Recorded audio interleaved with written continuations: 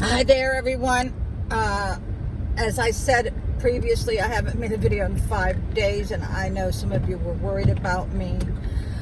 But that's one reason why I moved to where I did, because my granddaughter and I have a great relationship. I helped raise her because her little brother was born with a birth defect, and it made it very hard for her parents to take on 2 children. So I had her almost 4 days out of 7. So she's like my best pal.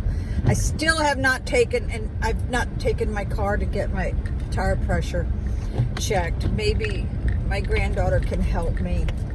So one of you wanted to know some of the antics of when I was a deputy sheriff. So here goes. I was sexually discriminated and sexually harassed beyond words. This was in the late 70s, okay? This is way before women's lib got a foothold. So there was this one sergeant who was, I think, very jealous of me because I came from a very populated area with a very good police force. And he was always out to get me. Yeah, he was always out to get me.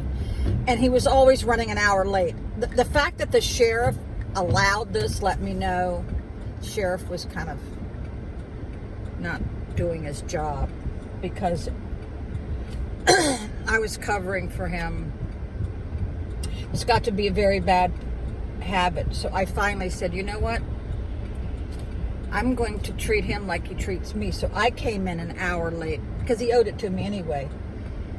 And I looked at him and I said, it's hell when you lose at your own tactic, right?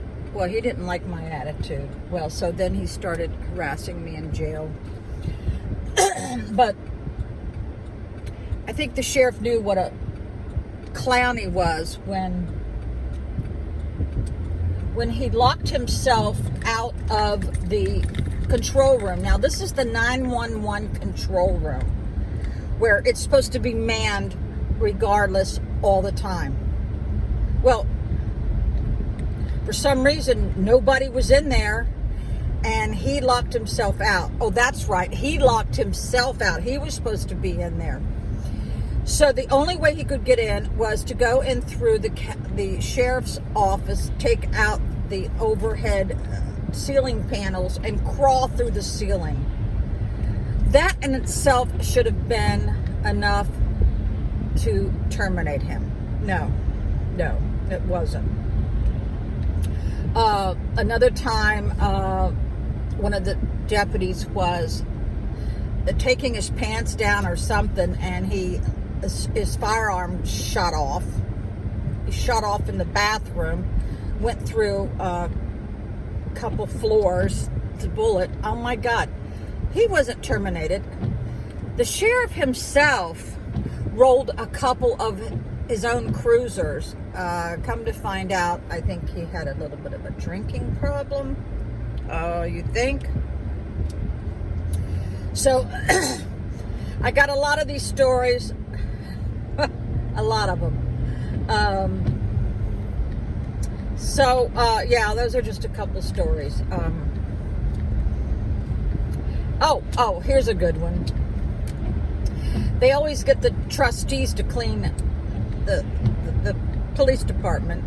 It was a combination jail, and some of the sergeants would leave the key in the gun cabinet, which was in the control room with the trustees in there. I could not fathom the recklessness and negligence.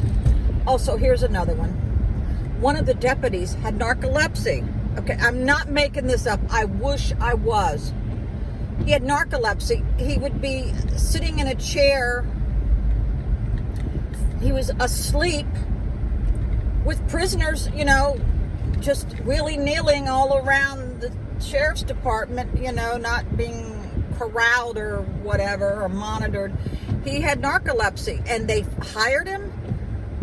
Let me tell you what, I do believe the police departments are ran better are run better than sheriff's departments. I think that is for sure. Anybody could run for sheriff, okay? So let's see. Do I have any other stories? Oh yeah, I don't know. I had one sheriff who was running for office, and he would come by my house, especially when I was in a bathing suit, and just stand there and stare at me. Oh my God. And they thought,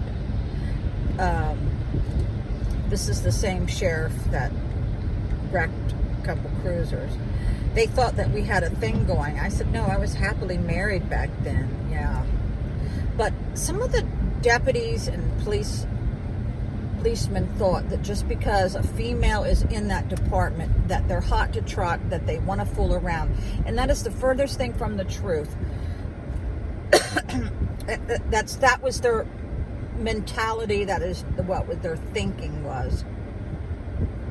And I hope it's not that way anymore.